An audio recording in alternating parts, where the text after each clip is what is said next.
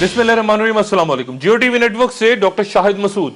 NRO एक तवील अरसा इस नशिस्त में तवातर के साथ जेर बहस रहा और दीगर अहबाब के साथ ये भी किसी हद तक राय आमा को इस कानून के खिलाफ तैयार करने का सबब बना, जिसके बाद ना सिर्फ ये कि इसे पार्लियामेंट में पेश या मंजूर ना करवाया जा सका, बल्कि शायद जमहूरियत को एक बहुत बड़ी तकवीयत इसके ईवानों से मंजूर ना होने की सूरत मिली। क्योंकि तसव्वुर कीजिए कि अगर पार्लियामेंट इसे मंजूर कर लेती और फिर सुप्रीम कोर्ट इसके खिलाफ फैसला देती तो ये मुंतखब ईवानों की एक बड़ी तौहीन, तज़ीक और जमहूरी इक़्तिदार की एक बड़ी शिकस्त होती। एनआरओ के इस तरह अवामी सतह पर रद्द हो जाने और फिर इसे मुल्क की तमाम बड़ी सियासी जमातों की जानिब से अलल ऐलान मुखालफत के अलावा खुद पाकिस्तान पीपल्स पार्टी के अहम रहनुमाओं की जानिब से भी इस कानून की खामोश नापसंदीदगी के इजहार ने भी जहां अब अदालतों के लिए मामला तय करना सहल बना दिया है, वहीं ये सवाल भी जहनों में पैदा कर दिया है कि अगर मीडिया ज़राए अबलाग इस स्याह कानून के खिलाफ रायामा इस्तवार ना करते तो क्या हमारी पार्लियामेंट और सियासी जमातें इसे मनोअन कबूल कर लेती? क्या लातादाद घनौने जराइम में मुलव्विस अफराद जो कहीं खामोश तारीकियों में तय पाते वो मुआहदे करके जिनकी बारीक बीनियों से कौम अब तक लाइल्म है, अहम हसास तरीन ओहदों पर आकर बैठ गए थे, अगर जरा अबलाग मजमूई तौर पर या फिर उसका मातूब करार दिया गया एक हिस्सा खुद पर तमाम तर इल्जामात सह कर मुसलसल इस एनआरओ पे नुक्ता चीनी ना करता रहता, तो क्या जो कुछ माजी में इस मुल्क में हुआ और जो कुछ आज हो रहा है, क्या उसे रोकने की कोई तरतीब, कोई तरकीब हमारे वो कायदीन, अकाबरीन, जोमा जो इस मुल्क के 17 करोड़ अवाम के नुमाइंदे होने के दावेदार हैं, उनके ज़हनों में थी? और यही मामला नहीं, इससे पहले कैरी लूगर बिल भी जरा अबलाग को कायदीन से पहले समझ में आ गया। वकला तहरीक और मादूद जजों की बहाली में भी कायदीन बाद में कूदे। चीनी का स्कैंडल हो या स्टील मिल की बदउनवानियां, क्यों हमारे मुंतखब अराकीन असेंबली ने जरा अबलाग में इन किस्सों के छिड़ जाने का इंतजार किया और इन पर बहस के लिए मुंतखब ईवानों में पहल नहीं की, जो कि जाहिर है जमहूरियत का बुनियादी मकसद हुआ करता है। हमारे मौजूदा ईवान का गुजरी कई दिहाइयों के दौरान जन्म लेती पार्लियामेंट से मवाजना करें माजी के ईवानों से, तो क्या आप इसे जुल्फ़िकार अली भुट्टो, खान अब्दुल वली खान, मुफ्ती महमूद, नवाबजादा नसरुल्लाह खान, महमूद खान अचकज़ई वाली पार्लियामेंट या फिर बाद में जन्म लेते उन ईवानों से जहां मियां मोहम्मद नवाज शरीफ या मोहतरमा बेनजीर भुट्टो शहीद मौजूद हुआ करती थी, किसी भी तरह उन ईवानों से इस मौजूदा पार्लिमानी ढांचे का मुकाबला कर सकते हैं? और तो और जनरल मुशर्रफ की हदायत पर नैब और खुफिया हसास अदारों की बाहिमी रजामंदी से तश्कील पाती वो पार्लियामेंट भी जो कि एक मिसाली रबर स्टैंप पार्लियामेंट थी, क्या आज की पार्लियामेंट से बेहतर थी या अबतर? वहां भी एक बी टीम कहलाती एमएमए नामी अपोजिशन ने पीपल्स पार्टी, मुस्लिम लीग नवाज और इमरान खान वगैरह के साथ मिलकर 2 साल तक परवेज मुशर्रफ की नाक में दम किए रखा और जनरल साहब को मुक्का लहरा के एक बार ईवान में बमुश्किल आने का मौका मिला और फिर उन्हें 17वीं तरमीम पर एमएमए से होते तमाम तर समझौतों के बावजूद अवाम के सामने वर्दी उतारने का वो वादा करने की खिफत का सामना करना पड़ा, जिससे बाद में वो मुकरने के बावजूद हमेशा एक दिफाई पोजीशन में रहे। फिर उनके खिलाफ जिस आजाद वकला तहरीक ने जन्म लिया और जरा अबलाग ने जिसमें भरपूर हिस्सा लिया, उसके नतीजे में मुल्क में उन बड़ी सियासी तब्दीलियों का आगाज हुआ जिनके बारे में हमारे सियासी कायदीन आज कहते हैं कि वो दरअसल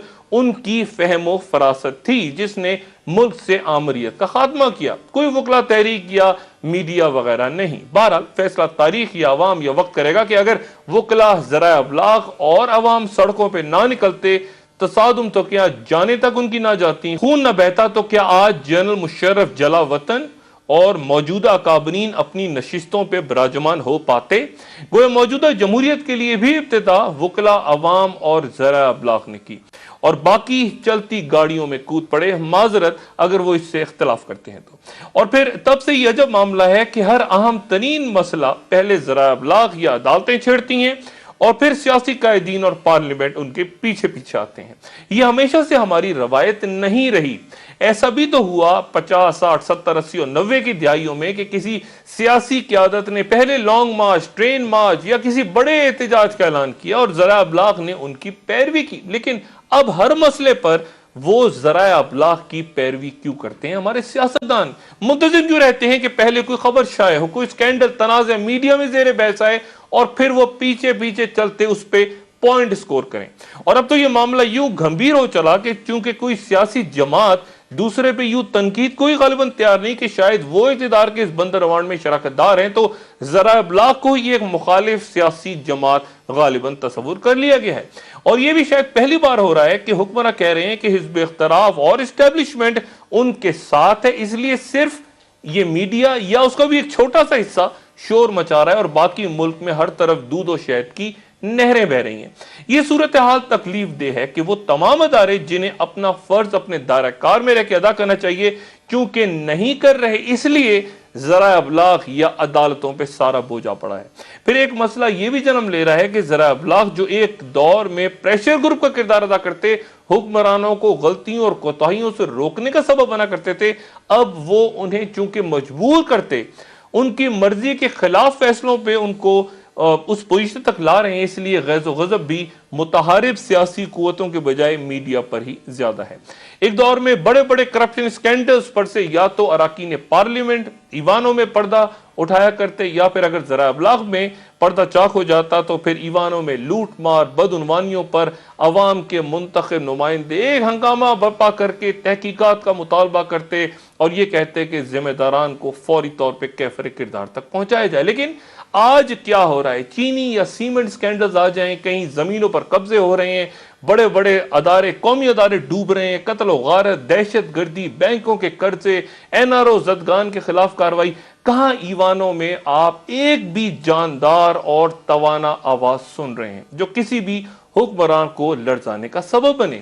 کوئی حزب اختلاف کا لیڈر اچانک کہیں سے نمودار ہو کے ایک دھواں دار تقریر کرتا ہے اور پھر غیر معینہ مدت کے لیے وہ کہیں غائب ہو جاتا ہے، اور عام ترین بحرانوں اور مسائل میں گرے عوام نہیں جانتے کہ اب وہ کب کہاں سے کس موقف کے ساتھ برآمد ہوگا۔ اگر حزب اختلاف کو ان کی ذمہ داریوں کا احساس دلایا جائے تو وہ کہتے ہیں کہ آپ ہمیں سیاست نہ سکھائیں، ہم عوامی نمائندے ہیں، آپ کا کام صحافت کرنا ہے، کریں، اپنی حدود کو عبور نہ کریں۔ اور یہی نقطہ نظر حکمرانوں کا بھی ہے۔ ایک حد سے زیادہ تنقید کر کے انہیں جمہوریت کے استحکام کے لیے اپنا کردار ادا کرنے کا کہا جائے تو ان کا الزام یہ ہوتا ہے کہ آپ جمہوری نظام کے خلاف سازش کر رہے ہیں۔ یہ بھی کہا جانے لگا ہے کہ حکومتیں ذرائع ابلاغ کی وجہ سے نہیں آتی جاتی۔ یہ سب کچھ درست، لیکن ہو کیا رہا ہے؟ اگر ذرائع ابلاغ اتنا ہی بے وقت ہے تو پھر ہر عام مسئلے پر ہمارے قائدین پہل کرنے کے بجائے ذرائع ابلاغ کے ذریعے استوار ہوئے رائے عامہ کے فیصلوں کے کیوں محتاج ہو چکے؟ کیوں این آر او کی مخالفت تو کی گئی، اسے پارلیمنٹ نے منظور بھی نہ کیا، لیکن یہ کیوں نہیں کیا گیا کہ اسے پارلیمنٹ مسترد کر دیتی؟ اس کے خلاف ایک قرارداد اگر پارلیمنٹ منظور کرتی اور عدالتوں کے بجائے فیصلہ وہاں ہوتا تو کیا ہماری جمہوریت مضبوط تر نہ ہوتی؟ کیا ہماری سیاسی قیادت جمہوری نظام کے لپیٹے جانے کے خوف سے اس قدر بودی اور کمزور ہو چکی ہے کہ اب اس کا ہونا یا نہ ہونا ہی اپنے معنی کھوتے جا رہا ہے؟ اور کیا اسے اس بات کا احساس ہے؟ خارجہ پالیسی بھی ایوانوں میں مرتب نہیں ہو رہی، بلوچستان کے پیکج کے جو ثمرات ظہور پذیر ہونے کو ہیں اس کا بھی قوم کو اور ہمیں اندازہ ہے۔ اور کیا صوبائی خود مختاری، کیا شرائع صرف کی قیمتیں، یا تو میڈیا یا پھر عدالتیں، درمیان میں پارلیمنٹ، سیاسی قائدین کہیں ناپید۔ ایک مضبوط جمہوریت میں توانا پارلیمنٹ کا ہونا لازم ہے۔ اب کیا کیا جائے کہ ہمارے اکابرین اپنی اس روش کو بھی ترک کر دیں جو ان کے ہر روز کردار کو کمزور تر کرتی جا رہی ہے؟ کیا یہ ممکن ہے کہ ہمارے سیاسی قائدین کسی نئی فکر اور فلسفے کو جنم دیں، کوئی نئی بحث چھیڑیں اور ہم ذرائع ابلاغ میں ان کی تقلید کریں، کوئی نئی بات، کوئی نیا نقطہ کہیں سے تلاش کر کے لائیں؟ کیا اس شکل میں اس کمزور خوف زدہ پارلیمنٹ اور ہمارے قائدین قوم کی قیادت کا حق اور حوصلہ رکھتے ہیں؟ ایک وقفے کے بعد سینئر تجزیہ کار عرفان صدیقی۔